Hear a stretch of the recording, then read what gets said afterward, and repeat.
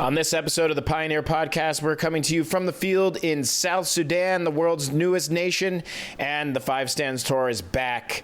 I'm Justin Martell, and this is the Pioneer Podcast.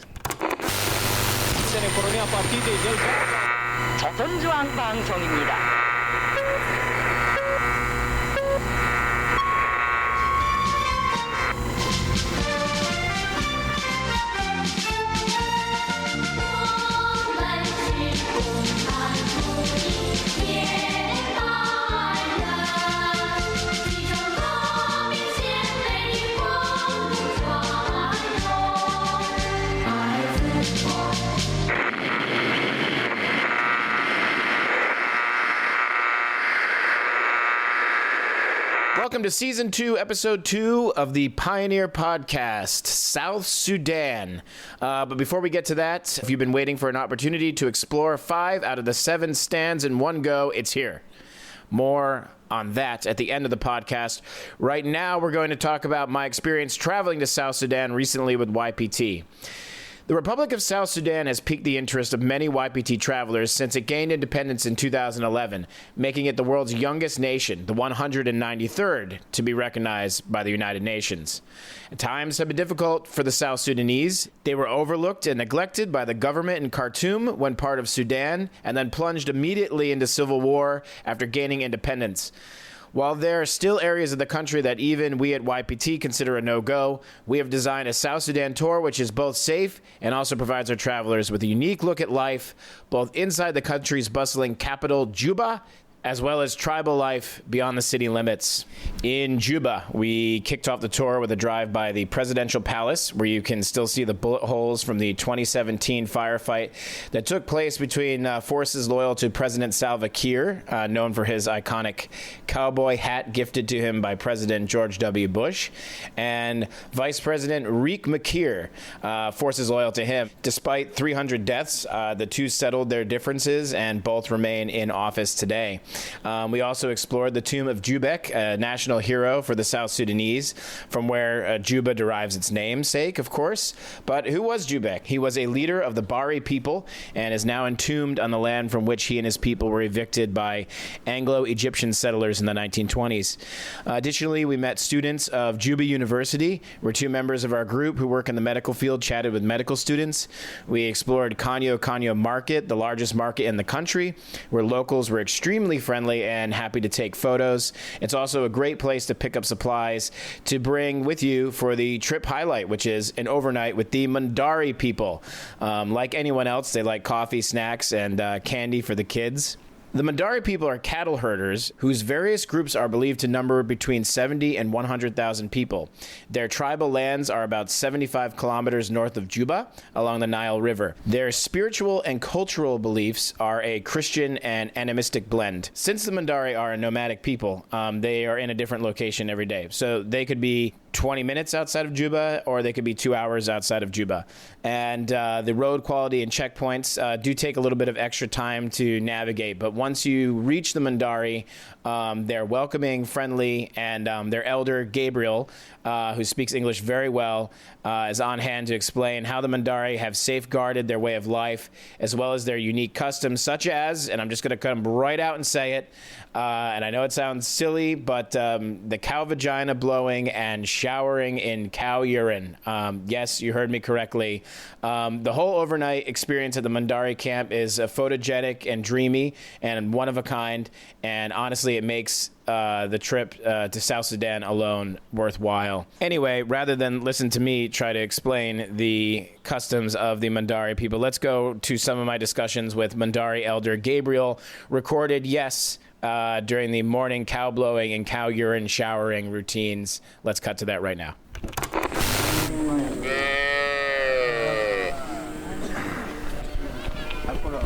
So what's your name? Gabriel. Gabriel? Yes. Gabriel, okay. Yeah, nice to meet you. Yeah. I'm Justin. And so, and what's the name of the tribe? Mundari. Mundari. Yeah. Okay. Yeah. And every day you're in a different place. You don't Yes. stay here every day? Yeah. Every day we're here, but the population keep on changing. And we cannot stay here for a long time. So if there is enough grass and enough water, we can stay. But if there is no enough grass and water, we migrate to another place. Okay, so that's the reason for the migration is grass Yes. and water. Okay. Yes, yes. How long have the Mundari people been living like this? It has been long years, even pretty long years ago. Yeah. So we believe on livestock keeping. Yeah, we keep this cattle because our grandparents or ancestors, they were also like this. Yeah, they also keep cattle, and their lifestyle is also like cattle is very important in Mundari culture. Cattle. Yeah, cattle. And for everything. So first of all, Yep. the first important thing here is for milk. We take milk, we drink milk from the cattle, then meat, then dowry. Yeah, for marriage, getting married. Then also we can use them for as falau for digging. Yeah, we can use them for digging. But the most important thing is dowry and milk. Yeah. And so different families own the different cattle, and you have markers to show who owns which cattle. Yes, right? yes. We have different mark. Yep. Yeah. So what are the markers? So the mark is to tell that each family has his own mark. Yeah, even though because we are one clan, but we are now many. Yeah. We are now too many. So each one and everyone have different mark. So that if one of the cow get lost, you can go and find through the mark. And what's the mark? Different cutting of the horns or Cutting of the ears. cutting of the ears? Yeah. Okay, Yeah. Cutting of the ears. Wow. Yeah. How many families are in the tribe? Here we are Tiri. Tiri clan. How many? Tiri clan. Yeah. Yeah, Tiri clan. Wow. And so are there other parts of the tribe in other areas, or is Yeah. this every? Yeah, in the other areas that is why we can get married from the different area. Yeah. Even there is nearest area here, we can get married from there. There also there is nearest area from behind where we coming from. Then there is also second different area there. We can get married. And here we have only Tiri clan, and they cannot marry each other. It has categorized into many families here within the Okay, but cattle nobody marries within the Yeah, clan. So you have nobody to go marries. to To the neck, other, yeah, to the other clan. Yes, But the still other the same tribe, but another clan. And Yeah. get married there. And do most people born in the tribe stay in the tribe, or do some go to Juba or leave? They born here in the tribe. Even me, Yeah. I was born here. Yeah, but not here in the cattle camp, in the village. Yeah, in the village. So we have just left village because of the grass and water. Yeah. Yeah. That is why we are here. But soon we are also going to move. And if you get married, does the wife come here or you move to the wife? Sometimes, like we have left the village far, so we can get married here in the cattle camp. Even there is one lady who got married recently, a few days ago. I will show you when she comes, together with the husband. Yeah. What is a traditional wedding like? Is there a gift of cattle given to the bride? Yeah. Yeah. It's like the in-laws come. You have to go and bring the lady first to the cattle camp. Then the brothers will follow the lady. When they follow, then immediately you have to pick cow, a good number of cow, 80, 70. But if you pick maybe 40, 30, you will fight with those people.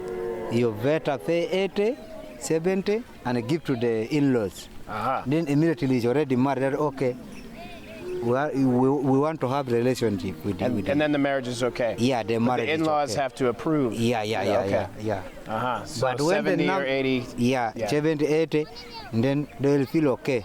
If the cattle is 30, it's not okay. Okay. Yeah, it's not okay. All right. Yeah. 70 cows? Yes. How much Yeah. costs a cow? Yeah, he's looking for a bride, so Okay, maybe, this one. Yeah. How much Okay, it's cost a okay, cow? it's okay. So it's like a bit cow. A cow, how price is a cow? What this one is around 500,000 pounds.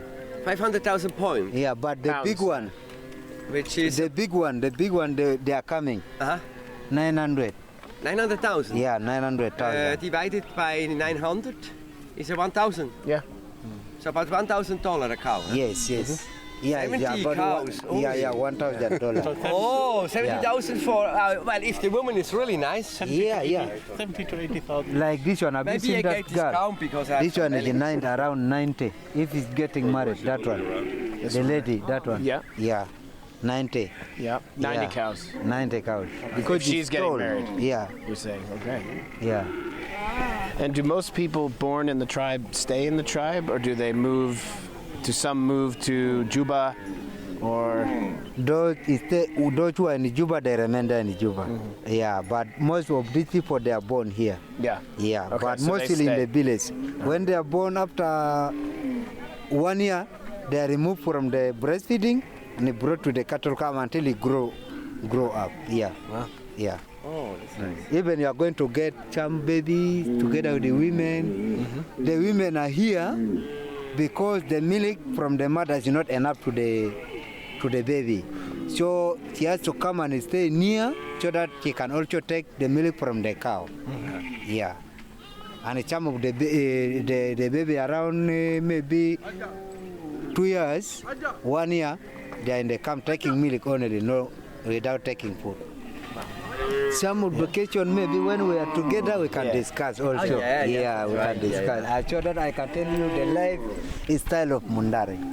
Yeah. How many children normally you have?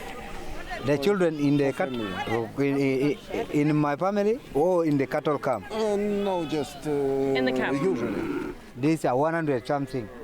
Yeah, 100 something. Because they are categorized into 5 groups. Sorry. Men, a group of men. I mean elders. There are some elders here. Then men. Then people like me who are maybe 30 years. Then people who are 20 years. People who are 15 years. They are all here. Then you bring 12 years. They are the one milking. The cattle come. These are young people. Yeah. They are also here. Together with the ladies. They are also milking. Collecting cleaning the part of the cattle. They are the one. This is the work of ladies and the young boys. Yeah. In the morning we are going to see. Y ahora una ducha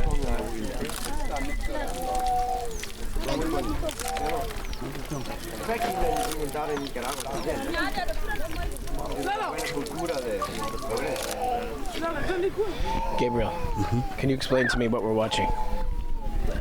Yeah, so it's like the boy is pushing pressure to the cow so that the air enter inside.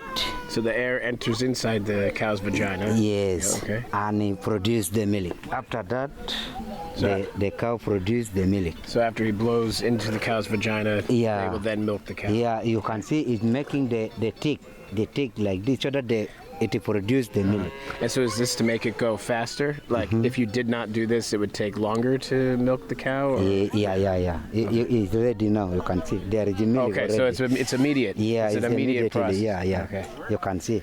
All right. Have you seen? Yeah, the cow, the boy become the young one of the cow. Yeah. Yeah. All right. Your wife is going to be very happy.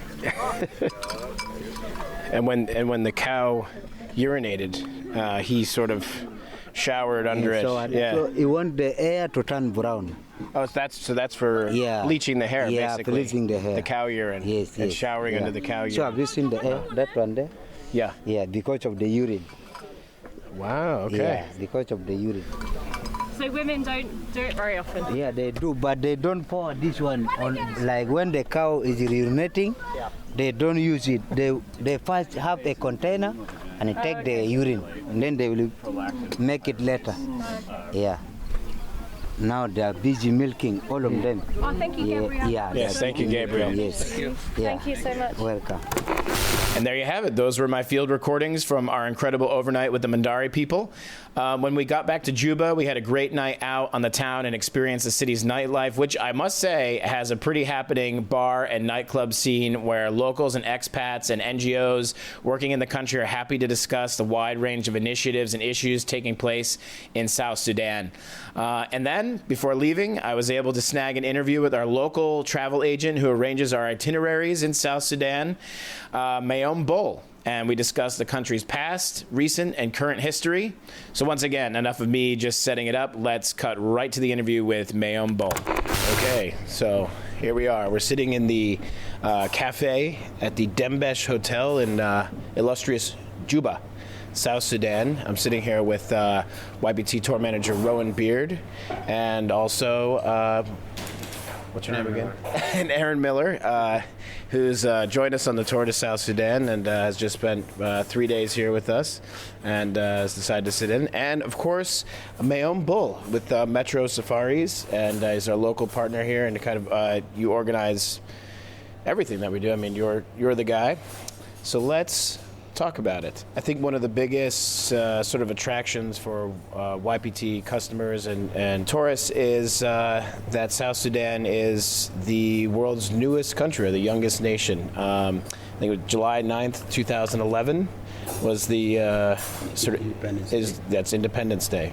Okay, so have you been in travel prior to South Sudanese independence, or have you gotten involved in travel after? I got involved after the independence of South Sudan. Okay. Yes. And what was the situation like prior to independence? Well, before independence, South Sudan was part of the Sudan. So you find that our capital city at that time was Khartoum. And before independence also, there was war. There was a civil war. And South Sudan was cut off from the rest of the country because the civil war was concentrated in the south, because the people who were, waging that war were from South Sudan. And I mean, at various points since the 1956 Sudanese independence, I think South Sudan has been an autonomous zone or had autonomy at different points. Even before independence, South Sudan, actually, the Sudan was colonized by the British, and there was, a big difference between the Sudanese from the north and the Sudanese from the south. And when the British saw that, and they kind of realized that these people were put together accidentally, they made South Sudan to be what they called a closed district. That is to say that, they did not want the infiltration of Islam and things to do with Muslim from the north coming into the south. And that made South Sudan actually being one of the places where, people were practicing, their own traditions, their own way of beliefs, like, lots and lots of people were animists. And a few actually became Christians. So that difference became actually the breaking point between the northerners who were from the north and the southerners who were from the south, because the people from the north were mainly Muslims and all their lifestyle were all based on Islam. The people from the south were animists and Christians, and their lifestyle was actually based on that. So there was a very, very big difference. It was just the name of the country that put them together. And in 1955, actually not 1955, that was 1 year before independence, the South Sudanese went to war, because most of the, what do you call this? The things that were driving the development of the country were all from the south, and nothing was coming back here. So the South Sudanese were saying, why is this happening? Why are we not seeing, the results of our product? And because of that, they had to go to war in 1955. That ended 17 years later on, with a peace agreement that was called Addis Ababa Peace Agreement. That was in 1972.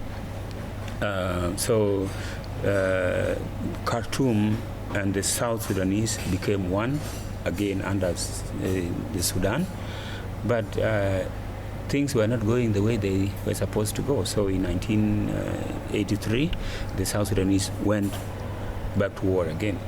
And that is a war that ended in 2005 when, the second peace agreement was signed in Kenya, and that is what happened.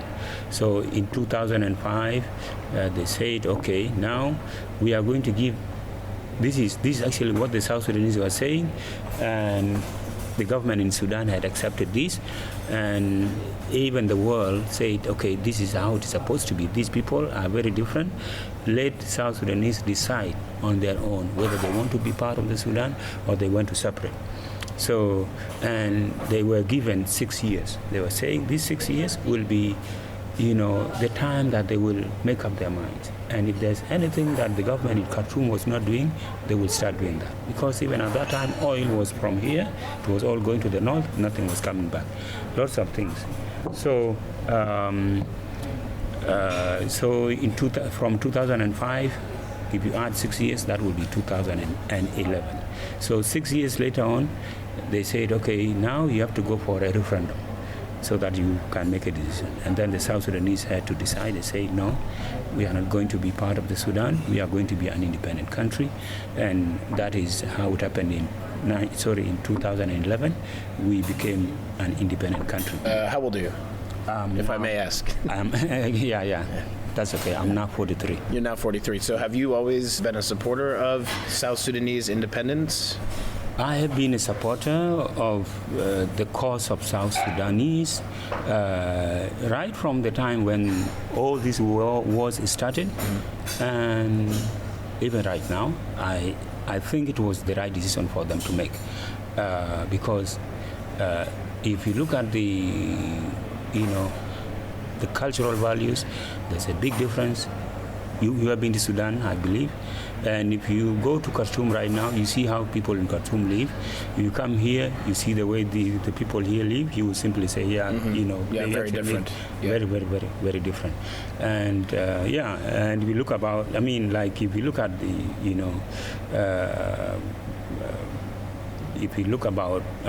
at the way the government kind of distribute,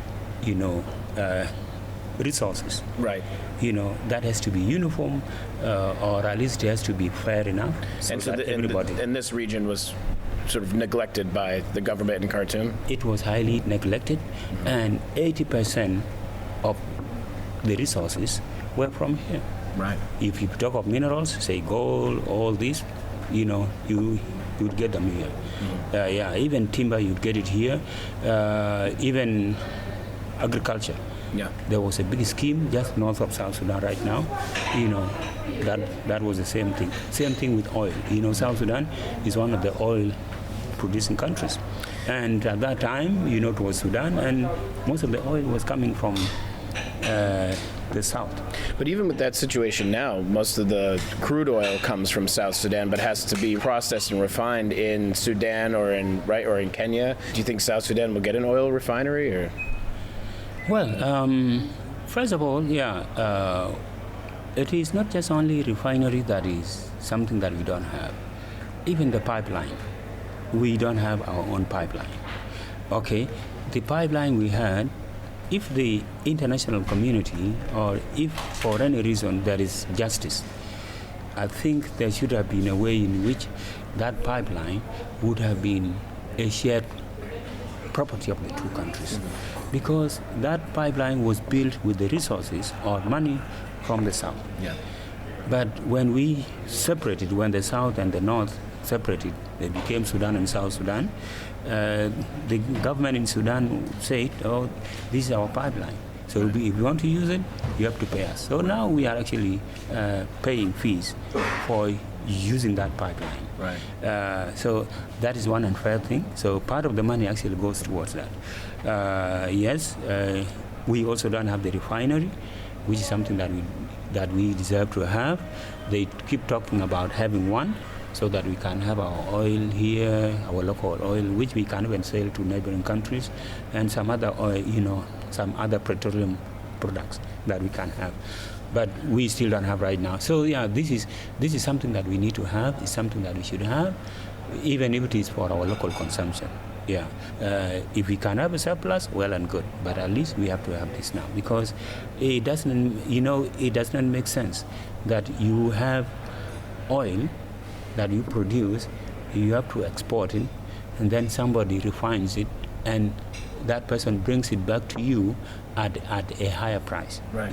It actually doesn't make any good sense. At least it costs you a lot of money. Yeah, absolutely. And, it's one of the things that drive the economy, down and down and down, because we have to have things that are cheaper. As an American, and also talking with people from the West, I mean, most people that I talk to don't even know that there is a South Sudan. And I get, while I've been here and I'm getting texts from people, they say, how is Sudan? I keep correcting them, South Sudan. And these issues, these political issues that you're talking about, these economic issues that you're talking about, I think one of the best ways for people to find out and understand about these issues is to come here and see South Sudan for themselves and to promote tourism. It's a good thing. So how did you get into the tourism sector? What happened that you said, I want people to visit South Sudan, I want people to see Juba, I want people to see the Mundari tribe, I want people to see how we're living and be familiar with the issues that we're facing. What was sort of the moment that you decided to get involved in tourism? It was actually a combination of two factors. Number one was, I got introduced to this by a Spanish friend. He came to South Sudan for the first time in 2012, and we started talking about this, and we did a few things here and there, and I think 2 or 3 years later is when we made this a reality. And one of the problems that I was having, which was another factor, the first factor I told you was, I got introduced to this and I found that it was a good idea. The second factor was when the Civil War, actually maybe I didn't talk about this, but it's one of the points that we are going to talk about later. Yeah, so after the independence referendum, there was a civil war in South Sudan. Yes, yeah. But I am going to come to that later on. After the Civil War, things became worse, not just for South Sudan, but, not just for the people, but even tourism was affected. And one of the problems that this was an issue was an element of insecurity. So I had to look for spots, some areas that are safe.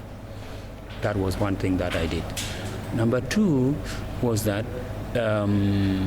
if we, at that time when I went to the websites of the embassies and the foreign, State Department? Yeah. For you? Mm-hmm. And if you look at the websites of the embassies and the,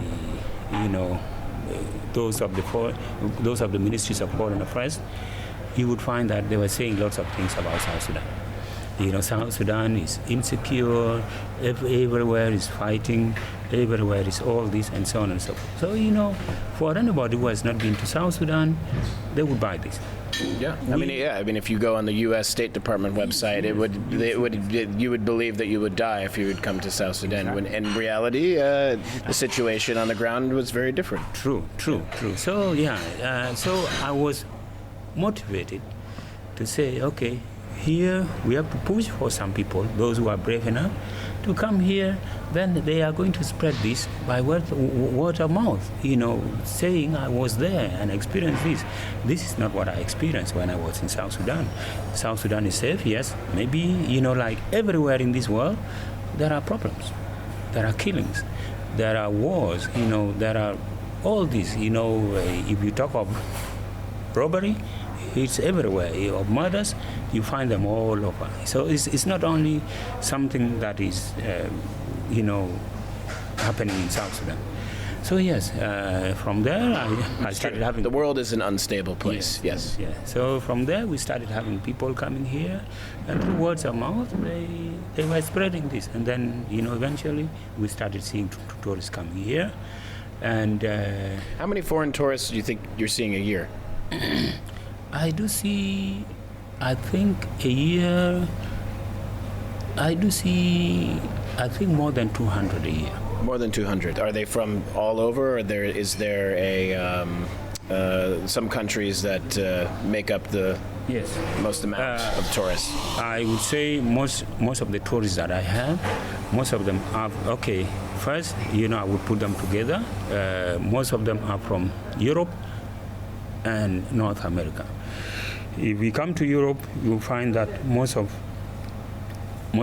the tourists that I normally have are from the UK, France, Germany, and Spain. A few, of course, are from Poland, Italy, and all this. From North America, most of them, 99% of the people I receive are from the USA. From USA? Yeah. Okay, that's great. Yes. So what were your first groups like? How big were they? I mean, what was like year one when you started? How many people were coming in compared to now? Now you're seeing about 200, but what was the first year like? My first year, I think I received 3 people, and I remember, 2 of the 3 people are actually from the U.S. And what were their attitudes like? Were they open-minded? They were open-minded. They were very friendly, and coincidentally, they were from one group. They call it EPS. So it's EPS is every passport stamp. Yes. So yeah, I think that's a group, and that helped me a lot, because when a member of a group of travelers comes to South Sudan, then they go and tell the rest of the group members that I was in South Sudan and so on. That actually opened a way for us, and I had that opportunity to have these 2 people.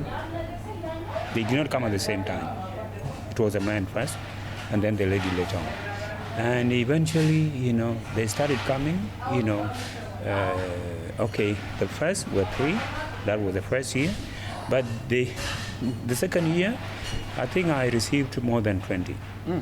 Wow, okay, that's quite a jump. Yeah. And then, from there, I started receiving groups, and I was also talking to companies, tour companies that organize trips. Such as? YPT, yes, of course. Such as YPT. Yes.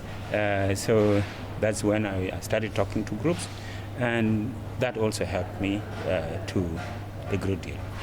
Okay, Yes. let's talk about a typical tour. Yes. Okay, so we've been here on a 4-day tour, and basically during that time we toured Juba, and we also went outside of Juba about an hour and stayed overnight with the Mundari tribe. But let's talk about what there is to do in Juba. So obviously some of the sites to see have to do with South Sudanese independence and national figures. One of the things we do is we visit the tomb of Jubek.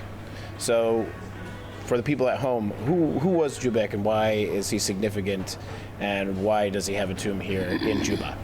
The main thing that you see when you come to Juba is to be able to be introduced to the cultural aspects of Juba, the historical aspect of Juba, so that you are immersed with everything about Juba, because this is what Juba is all about. And of course, with the physical features, the ones that are outstanding. Juba was the chief of the Bari tribe at that time. When, the Nile has been used a lot, even before independence of the Sudan. So the first people that came here, I think they were, what do you call this? Bedouin. So yes, these people were coming in here as merchants. They were coming in here to sell their products and stuff like that, and they stopped here in Juba. Yep. And when they stopped, the point where they stopped became a port. So actually, Juba started as a port.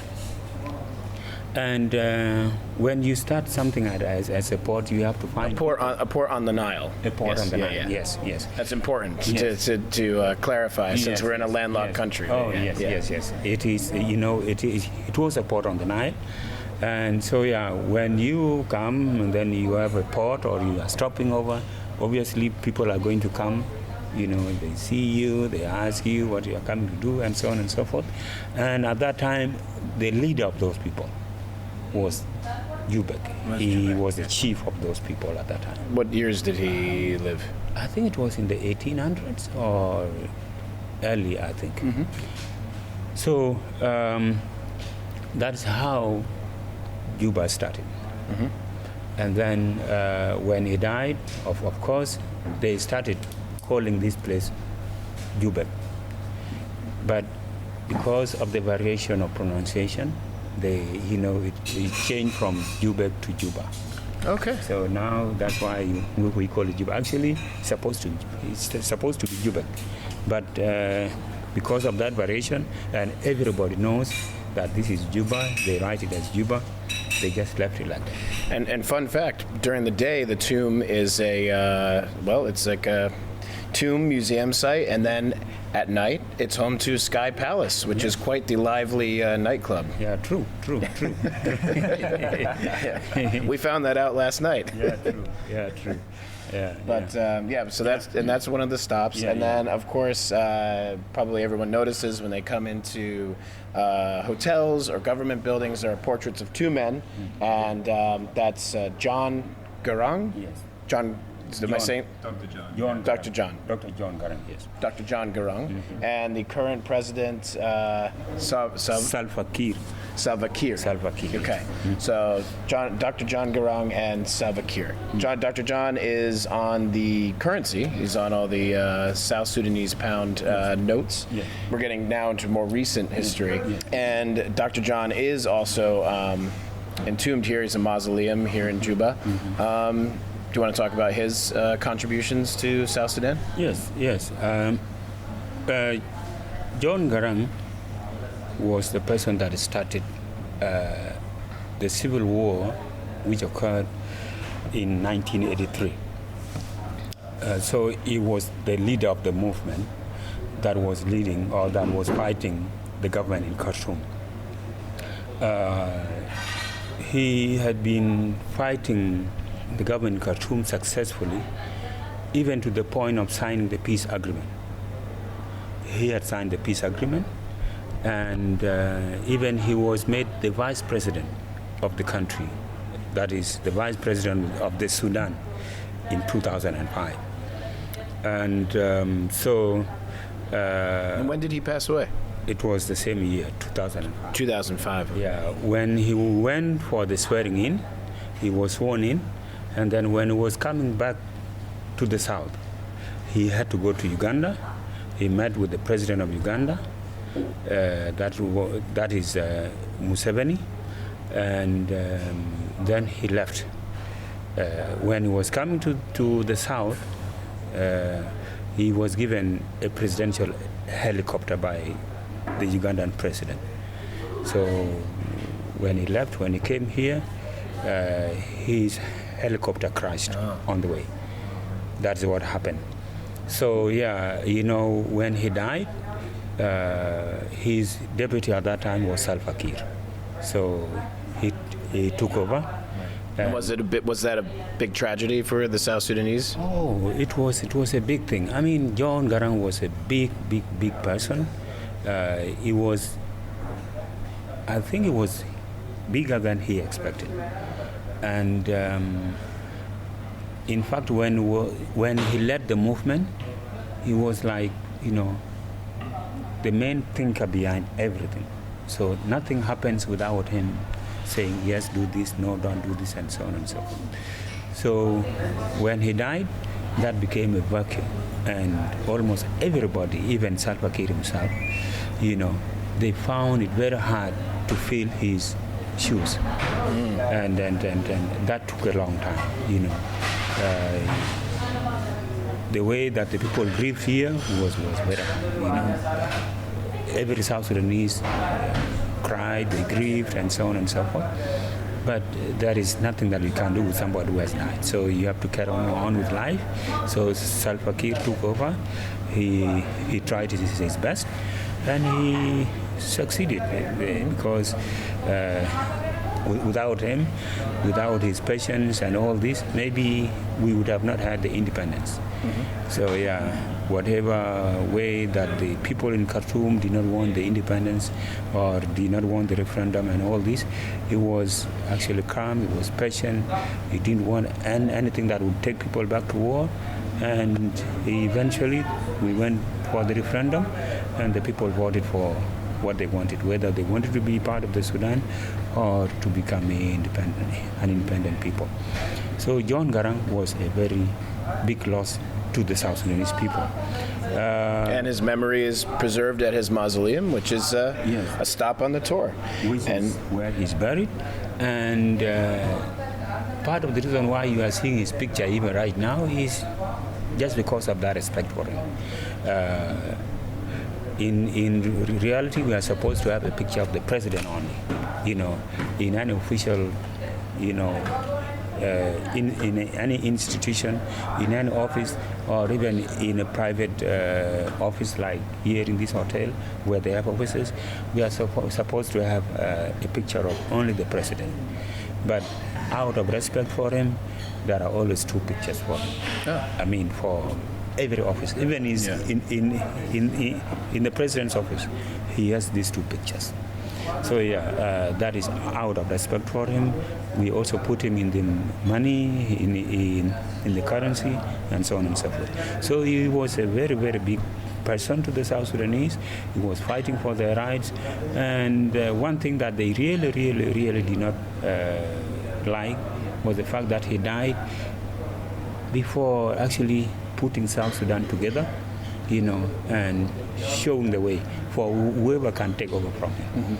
And right now, whatever problems that we have right now, we always say, it is because John Garang has died.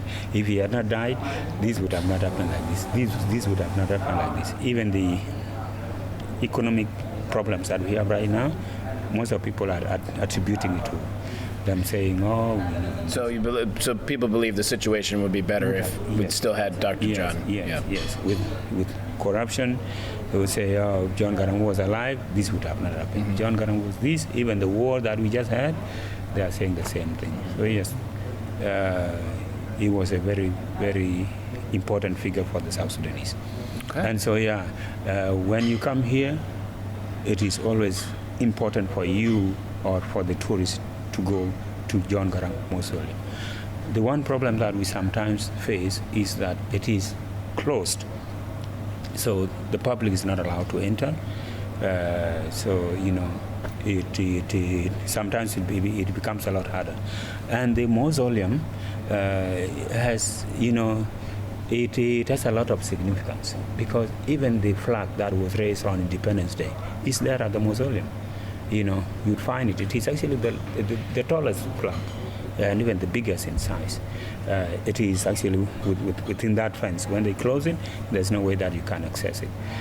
Even his statue is also there. His tomb is there. All his belongings are there. Hopefully in the near future they are going to open it. Part of the reasons why it is not opened is because when it used to be open, some people use it as the launching pad for the political activities. So they would assemble there, they would say all the things against the government, so the government didn't find it good for anybody to use that place So they have to close it in most cases. Okay. Yes. And of course, as you mentioned, his deputy Salva Kiir is now the president of South Sudan. He's very recognizable with his signature cowboy hat, and you can see him, as I said, his portrait in official buildings, hotels, and also he's on billboards around the country, around the city. We do drive by his presidential palace. How long is the term of the South Sudanese president? Yes. I would like to say something little about his cowboy hat. Okay. Maybe it's something that lots of people don't know about. I think shortly after the death of of John Garang, and he assumed the position. The Salva Kiir took over. He went to the U.S. and that time it was George Bush that was the president. You know, George Bush comes from Texas. Sure do. So I'm sure these things like cowboy stuff and all these are things that they like from Texas. So when he went to White House, he was hosted by President George Bush, or the President Bush. And one of the gifts that was given to him was the cowboy's hat. And for some strange reason, it became his signature, I don't know how should I call it. Yeah, signature look. Yeah, look. Yeah. So now he doesn't. The one thing that I don't know is if it is the same cowboy hat that he wears all the time, or he just changes that. But He has duplicates. Yeah. Which I think he has a lot of them. Some stunt doubles, yeah. Yes, yeah. But yeah, it came as a gift from the former president. Okay, that's good to know. It was a gift from some George W. Bush. Yes. Yeah. George W. Bush. Yes. Yeah. Yes. Cool. When we toured the capital city, his office or his house are some of the places that we feel that have to be visited. Unfortunately, his house is very. It is not on the main road, so even if you just walk, it's very hard for you to see. Sure. So, and we cannot really, go and ask for permissions or take permission for days or months or years, because he's the president. So there are some of the procedures that you have to follow to have access to his house and all this. So yeah, that is something that we leave. We don't have to bother about that. We drive by it, but I think YPT customers will understand when I say no photos. Yes, no photos. But we noticed when we went past the presidential palace, we saw some bullet holes on the walls. That's what, of course, is one thing that I wanted to say now. One thing that is important about J1, we call it J1. J1 stands for Juba 1. Yeah. Which is the same thing as the presidential palace. Like in 2013, there was a civil war. And that civil war was between the president and his group and the vice president, his former vice president, who is now the first vice president, and his group. That war, to many people, even the president himself, they say it was a senseless war. And they came again in 2015, they made peace. And they came together in 2016. There was a formation of the government where, coalition government, right? Yes. And that government, it was the same vice president who had rebelled, who was made the vice president. So there was a meeting that took place one day. They had a meeting, I think it was a presidential meeting. And in that meeting, some issues came up. And there was a battle. It was a power struggle. In 2013, when, this kind of power struggle had been there. When, like I told you before, when John Garang died, there was a big vacuum. And maybe some people were saying, I should have been the one to be in that place. Why Salva Kiir? And all this. So when Salva Kiir took over, lots of people were quiet because the number one agenda was to be an independent country, which was achieved in 2011. After that, the people who were saying, why not me, why Salva Kiir, they were saying, okay, now we are an independent country, I can ask for what I think is mine. Mm-hmm. So the civil war you're saying was really just about power. It wasn't about like a disagreement of I think the government should be done this way or this. These are my ideas. And okay, it was a power thing, because there were groupings. The president had a group, the vice president had a group, and eventually when the president saw this, he had to fire his vice president. He had to fire him, and he fired all people who were serving in his government who were from that group. You see, that is what happened. Okay. And then once that happened, it was the cause of the problem, because even when they were fired, they were still senior members in the political party. You see, the way the political parties are run, especially in Africa, it's not like the way that they are run in the U.S., for example. Because in the U.S., people that run the parties don't participate in the government, right? But here, when you are chairman of the party and your party wins, you are the president or, something like that. And the senior members become ministers and stuff like that, which is not what happens in your country. So when these people were fired from the government, they were still senior members within the political party. And that actually brought lots of issues within the party. And that's when this thing actually became too hard to contain. It had to burst. And bursting means they had to go back to war. And the worst thing was people were still carrying guns because they were ready to go and fight if the independence was not attained. So 2011 and 2013, that was a period of 2 years. So there were guns everywhere. So when these two groups were split, then the rest of the people, whether they are in the army or they are the civil population, they were divided along the two lines. And then towards this group and this group fighting them. But in 2015, they had a peace agreement again. And then that peace was holding until when they had that meeting, the one I told you. That meeting, for whatever reason, and I don't know what was happening within that, what they were discussing, there was a battle within, the presidential palace. And that battle was between the security guards of the president and the security guards of the vice president. It was a dogfight. You pass there, you find that the only space between the two groups was just the road, maybe about 10 meters apart. Very close range. But yeah, that's what happened. The bullet holes that you saw, most of them have actually been moved. I mean, they have put some cement and stuff like that. But yeah, if you had come 2 or 1 year ago, you'd find this side of the road, which is actually the wall of the President Palace, you'd see lots and lots of bullet holes there.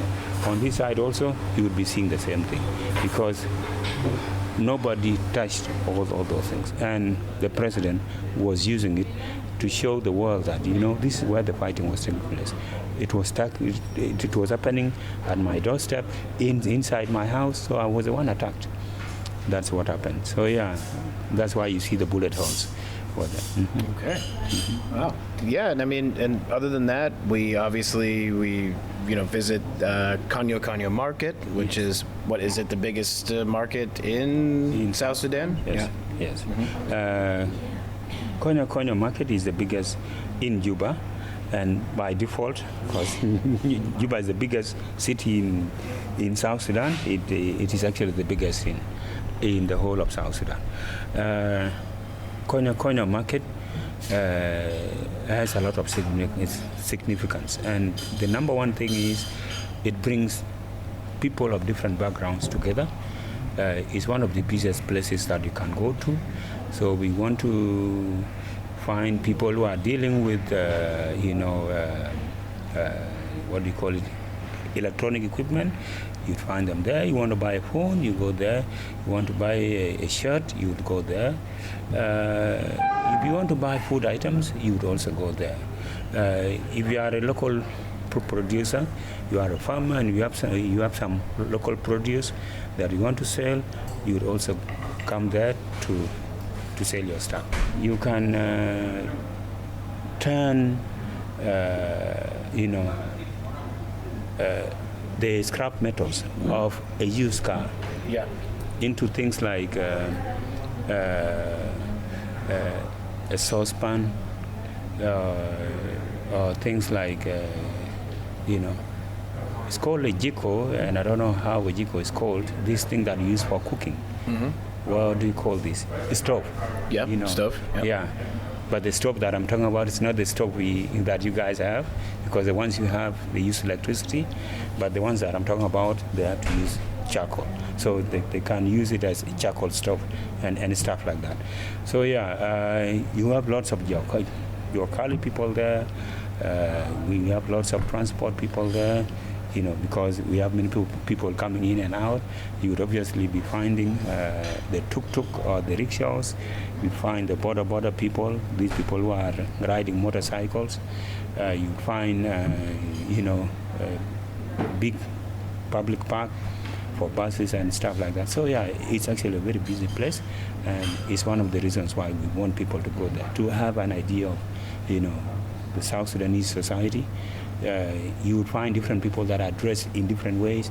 They use different languages and stuff like that. Yeah, there were a lot of people there. It was very busy, very active, and a lot of well-stocked stores and variety of everything from clothes to meat markets to some other goods. For instance, and this brings me to our next thing, we picked up some gifts that we brought to the Mundari people, which was certainly a highlight of the trip. We drove about an hour outside of Juba, and they could be anywhere from, I think, 15 minutes outside of Juba to 3 hours or 4 hours outside of Juba, depending on their location, because they are a nomadic people who move based on the needs of their livestock, which are cattle. So let's talk about that. How did you, when you were sort of designing tours and coming up with tourism here in South Sudan, how did you decide, I think we're going to show people the Mundari tribe, or did people ask you about it? How did it come about? Well, the first thing that came to my mind was actually like the tour package.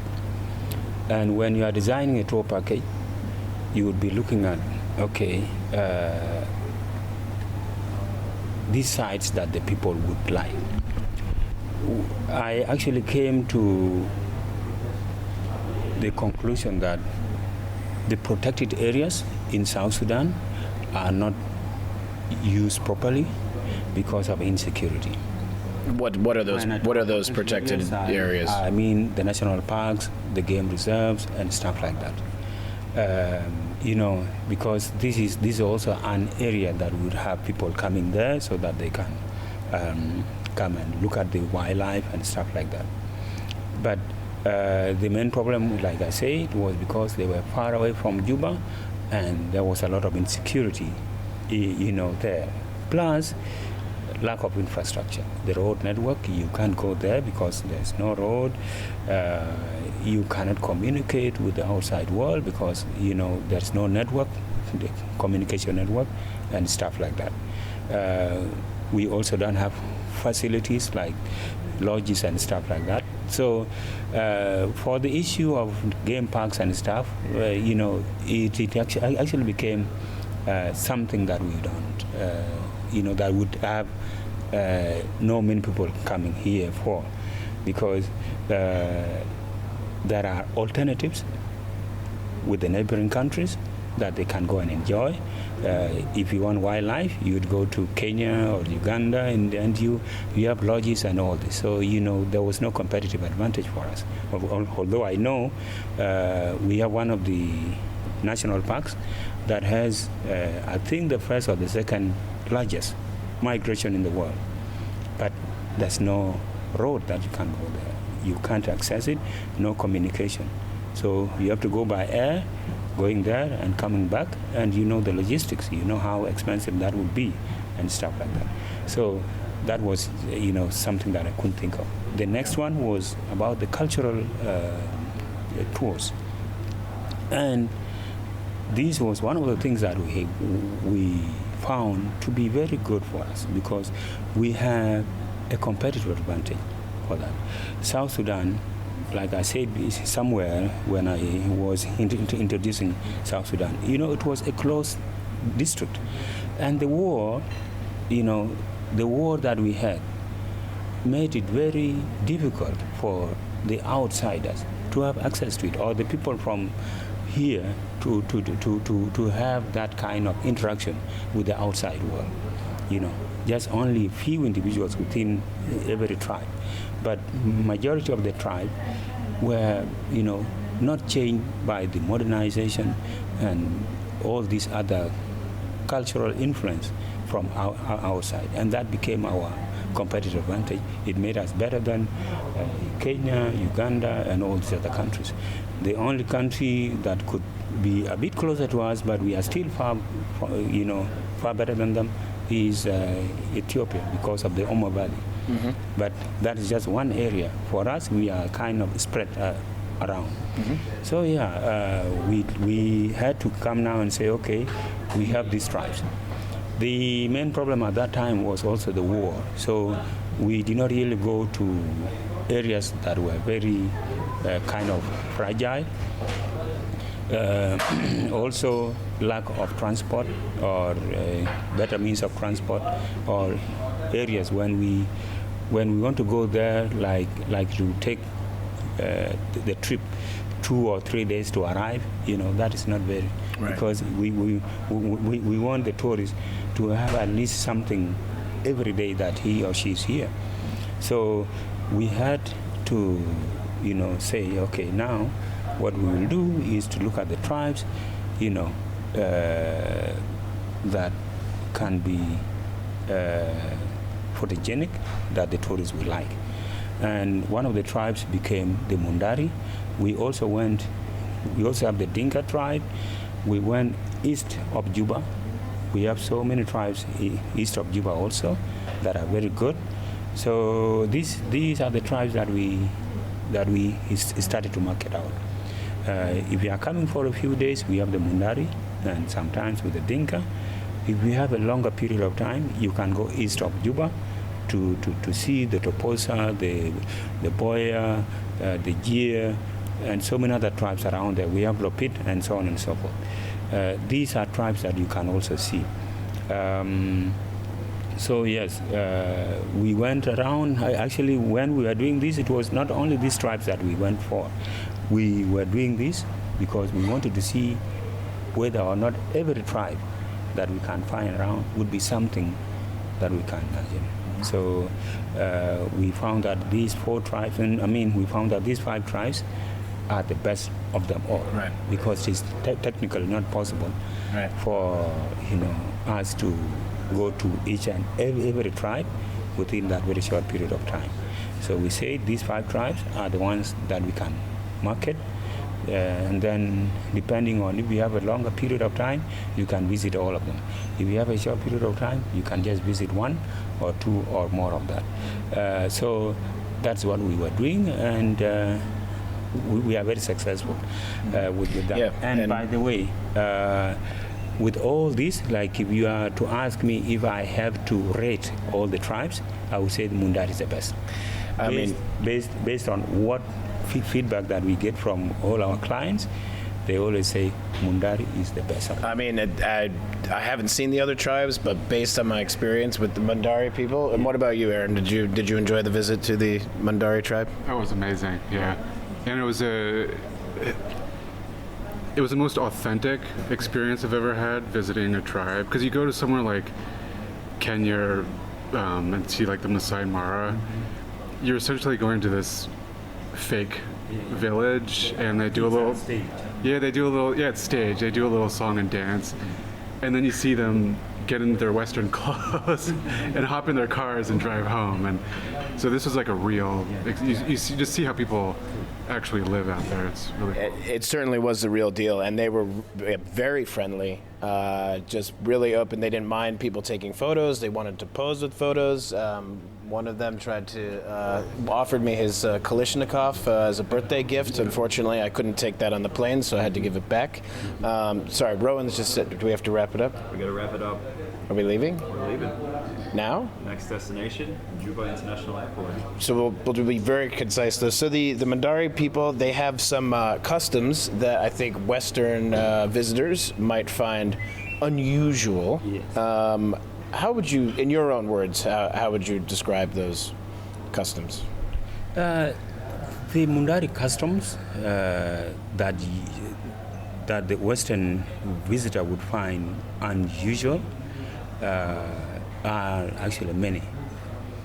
And I would say they share these customs actually with the Dinka. So the Dinka also do they do the same thing. Okay, and you know what I'm getting at, the cow blowing and the urine and all that. Yeah, everything. One of them is actually the way that they live with the cow is like a symbiotic way of life. The cow gives them milk and meat sometimes, but they also have to do something for the cows. It's like they take care of their cows like they are kids or they are children.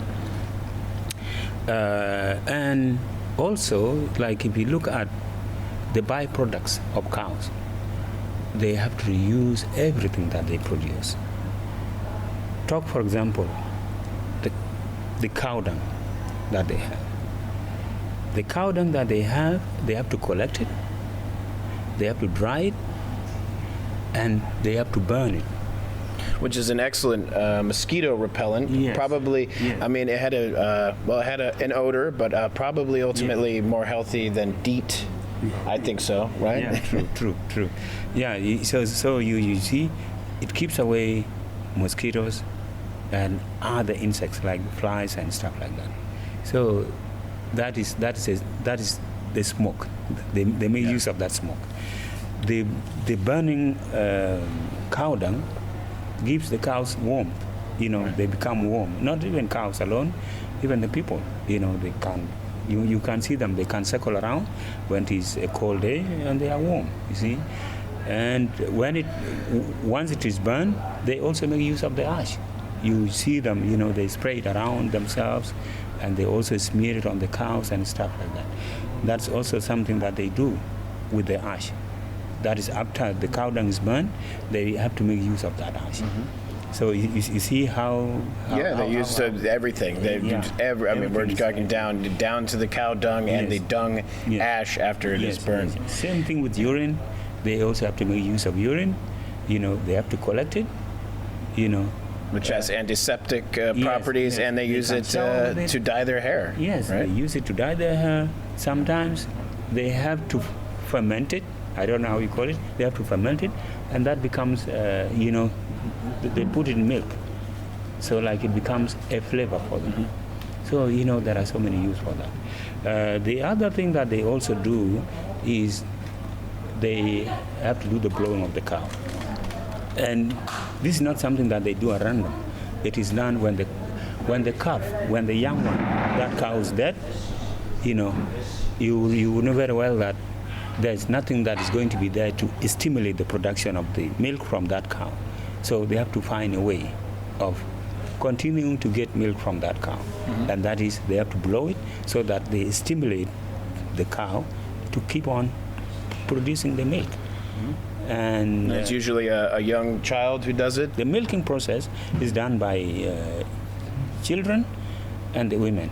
So the blowing can be done by any of these groups. It's either done by a woman or by a child. Mm-hmm. And it's something normal because not every child does it. It is a child who belongs to that small crowd, whose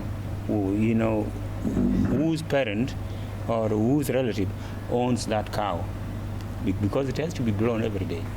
like maybe every evening or every morning, they have to blow it so that they can milk it. And that milk belongs to that group.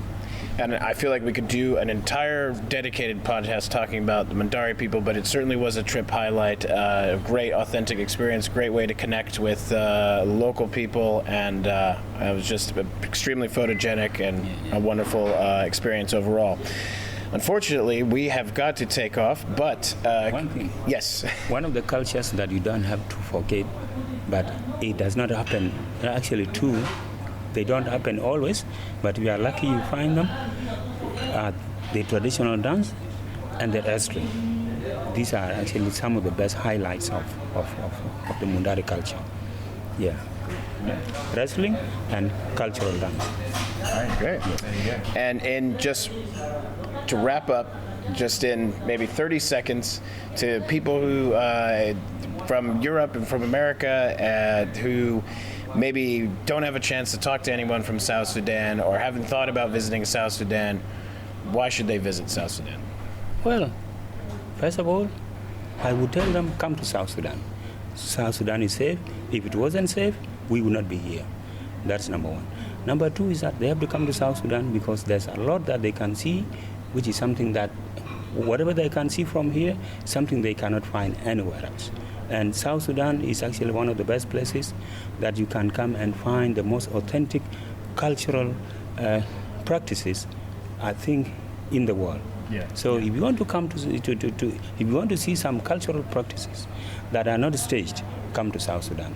It was my first time in Africa, and I'm really happy it was my first African country. And thank you very much for the great tour and your hospitality. And it was great to meet you, ma'am. Nice to meet you too. Thank you. Welcome to South Sudan. Excellent. Yeah. Thank you, man. Okay. Thank you for your Rowan. time. Thank you so much. Excellent. And that was our overview of our fantastic trip to South Sudan back in March. Folks, this is not just a trip to tick the world's newest country off your list. South Sudan has great people, great food, fascinating history. Don't take my word for it. Check it out on our next South Sudan tour coming up this November. And speaking of upcoming tours, as I mentioned, the Five Stands tour is back. It's broken up into 6 groups, allowing you to hop on and hop off just in case you wish to skip a stand or you want to spend more time in one on your own, or perhaps you can't get all the time you need off from work, so you can't stay for the full itinerary. This Mother of All Stands tour starts in the secretive and mysterious Turkmenistan, which has only recently reopened to tourism post-COVID. Then it's on to Uzbekistan, Tajikistan, Kyrgyzstan, and Kazakhstan. You'll get to experience one of the world's most diverse regions, considered the birth of linking the Eastern and Western worlds. It runs from October 2nd to 19th. Head on over to youngpioneertours.com or send us an email to tours@youngpioneertours.com for booking information. This has been another episode of the Pioneer Podcast. If you've enjoyed it, please show your support by subscribing, leaving a review, and sharing on social media, or coming out on tour with us.